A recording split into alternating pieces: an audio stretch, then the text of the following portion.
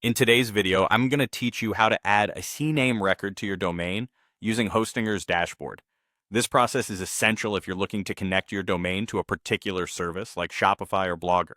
It's a straightforward task, but I'll guide you through each step to ensure clarity and ease, even if you're new to managing DNS settings. First, we're going to start by logging into your Hostinger account. If you haven't set up an account yet, make sure you go through that process first. Once you're logged in, you'll be greeted by the main dashboard. Here, look for an option labeled Domains and give that a click. This opens up a submenu where you'll find Domain Portfolio. Select this option and you'll see a list of all the domains you own. Browse through this list to find the specific domain you want to manage today. When you found it, click the Manage button right next to it. This will take you to the management page for your selected domain.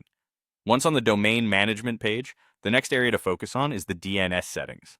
DNS, or Domain Name System, is like the Internet's directory, translating human-friendly domain names into IP addresses. To manage these settings, find and click on the option labeled DNS Name Servers. This section is where you'll have the ability to add and modify your DNS records. Now comes the critical part, adding the CNAME record. Look for the Add Record button and click on it. You'll be presented with a form for a new record. From the Type drop-down menu, select CNAME.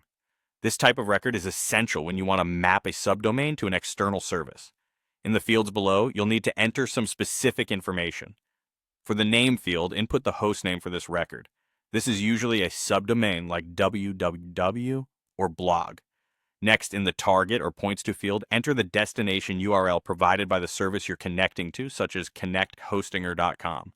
This tells the DNS where to redirect the hostname.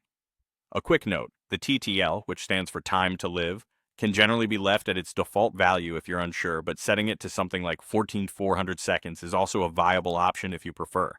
After you've filled out all the necessary information, it's time to save the record.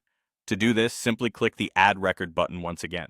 It's essential to note that DNS changes might not take effect immediately. They can take up to 24 hours to propagate fully across the internet.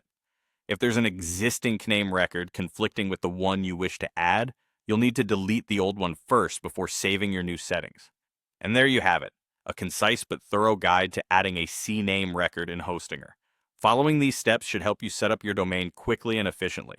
If you run into any issues, don't hesitate to reach out for more detailed support. Thanks for joining me today, and stay tuned for more help.